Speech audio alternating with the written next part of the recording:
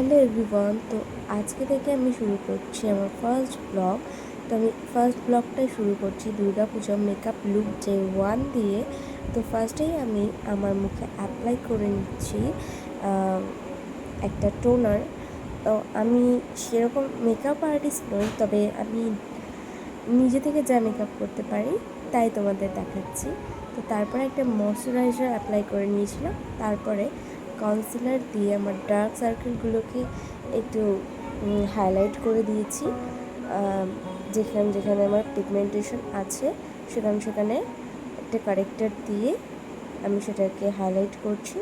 তারপরে আমার স্কিনের থেকে একটু ডার্ক কনসিলারের সেট নিয়ে সেগুলোকে হাইলাইট করে নিলাম। তারপরে আমি চলো এদিকটাও ব্লেন্ড করে নিই, তারপরে তোমাদের দেখাচ্ছি। তারপরে আমি অ্যাপ্লাই করে নিচ্ছি এবারে একটা ফাউন্ডেশন। তোমরা তোমাদের স্কিন অনুযায়ী অ্যাপ্লাই করবে। আমি আমার স্কিন অনুযায়ী এটা আমার স্যুট করে। তো এরপরে আমি দেখো আমার গাল আর কপাল দেখে বুঝতে পারছো।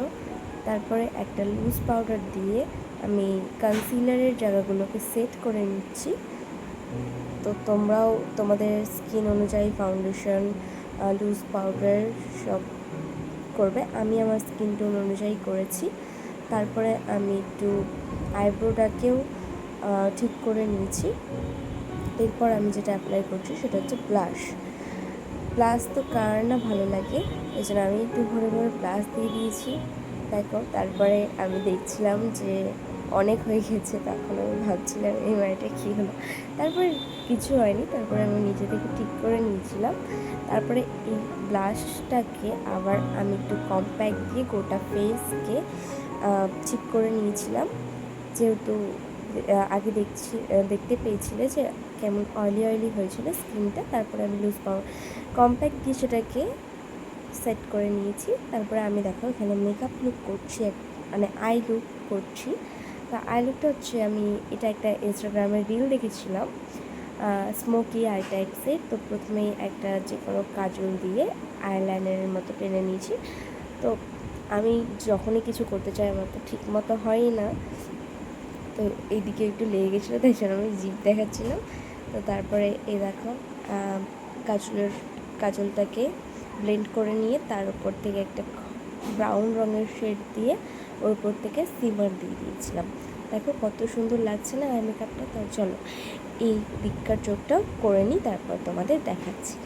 আর প্রথম ব্লগ যেহেতু কথা বলতে যদিও অসুবিধা হচ্ছে, পুরো কিছু করার নেই, বলছি ভুল হলে তোমরা একটু অ্যাডজাস্ট করে নিও। তো দেখো আমার দুটো চোখই কমপ্লিট হয়ে গেছে।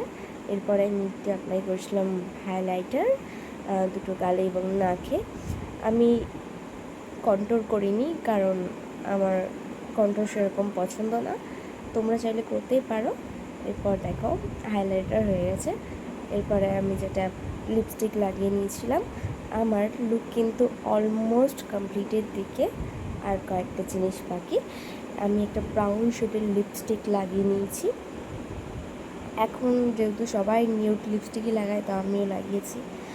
তো খুব সুন্দরও লাগছিলো, তো আমি সেটা দেখাচ্ছিলাম। তারপরে একটা সেটিং স্প্রে দিয়ে আমি পুরো মেকআপটাকে লক করে নিয়েছি।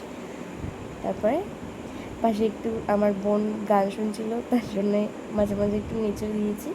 তারপরে এটা আমি কিনেছিলাম মার্সের 3-in-1, যেটার মধ্যে আছে eyeliner, mascara and eye shadow, তিনটে একসাথে শেড আছে।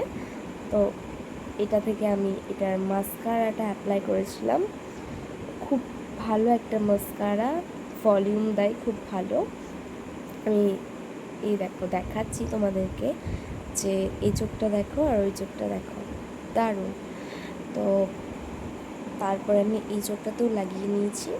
তারপর টিপ ছাড়া তো লুকটা একদম অসম্পূর্ণ। তো আমি একটা টিপও করে নিয়েছি লাল রঙের, তোমরা চাইলে স্কিপ করতে পারো।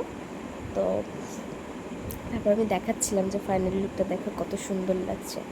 তারপরে আমি শাড়ি পরে রেডি হয়ে নিয়েছি। তো তোমরা জানাতে ভুলবে না যে আমাকে কেমন লাগছে। তোমরা ভাবছো তো মালা কানের কেন পরিনি, আসলে এই শাড়ির ম্যাচিংয়ের সাথে আমার কোনো ছিল না। তো নেক্সট ব্লগে দেখা হচ্ছে, টাটা।